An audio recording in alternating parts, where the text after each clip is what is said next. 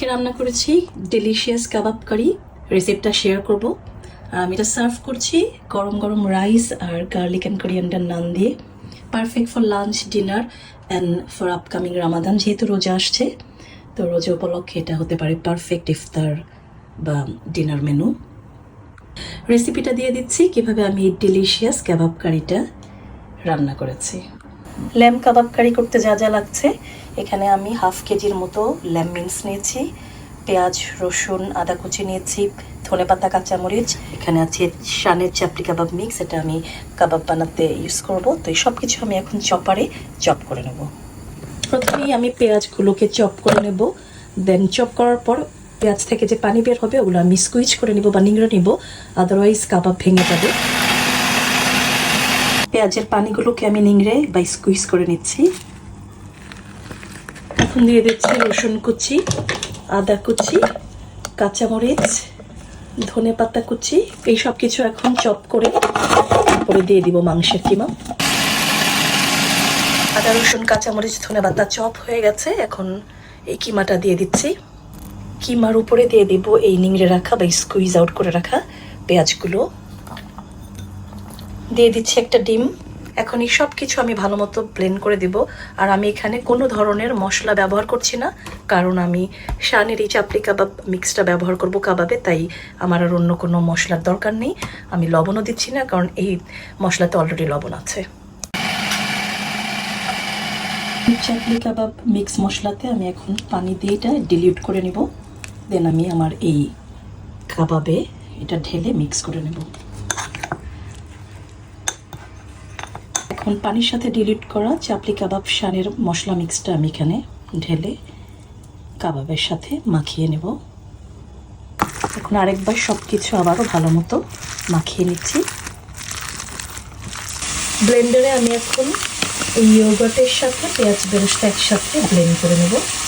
টমেটোগুলোকে boil করে নিচ্ছি যতক্ষণ না পর্যন্ত স্কিন উঠে আসে। এই যে অলরেডি স্কিন উঠে আসছে, টমেটোর গা থেকে দেখা যাচ্ছে। তো এরপর আমি এগুলোকে পিউরি করে নেব ব্লেন্ডারে। আমি এটা গ্রেভিতে ইউজ করব। টমেটোর স্কিনগুলো ছুটে আসছে, এখন আমি এই টমেটোটাকে ব্লেন্ড করে নেব।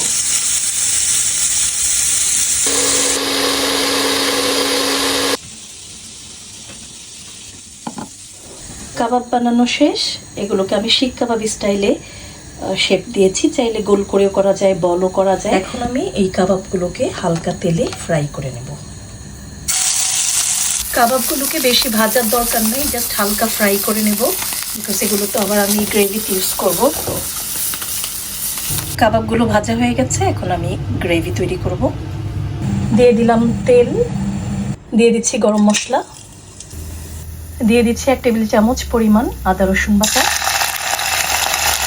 আদা রসুন বাটাতে একটু ভুনা ভুনা বা ভাজা ভাজা হয়ে আসলে আমি বাকি মশলাগুলো দিয়ে দিব। আদা রসুন ভাজা ভাজা হয়ে আসছে, এখন এখানে দিয়ে দিব পরিমাণ মতো হলুদ, মরিচ আর ধনের গুঁড়া।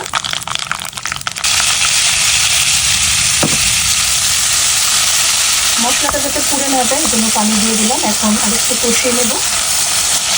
দিয়ে দিচ্ছি ব্লেন্ড করে রাখা টমেটো পিউরি।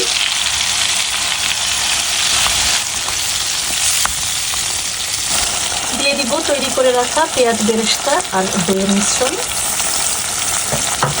চুলার আঁচ মিডিয়াম রেখে আমি সব কিছু আবারও ভালো মতো কষিয়ে নিব। যেহেতু এখানে দই আছে, তো যাতে দইটা ফেটে না যায়, এই জন্য মিডিয়াম আঁচে আমি কষিয়ে নিচ্ছি। মশলাটা ভালোভাবে কষানো হয়ে গেছে, এখন আমি ভেজে রাখা কাবাবগুলো দিয়ে দিব।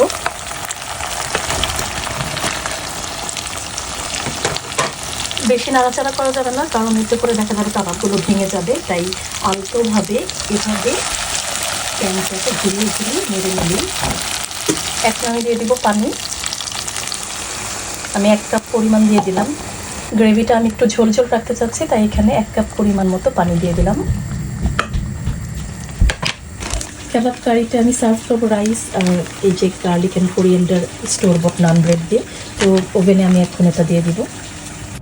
তৈরি হয়ে গেল ডিলিশিয়াস কাবাব কারি। খুব সুন্দর একটা স্মেল বের হয়েছে, পুরো রান্নাঘর আমার গন্ধে মৌ মৌ করছে। কাবাবগুলো বিউটিফুলি ডান। এখন আমি সার্ভ করব। গরম গরম কাবাব কারি সার্ভ করছি গরম গরম রাইস আর গার্লিক অ্যান্ড কোরিয়ান্ডার নান দিয়ে।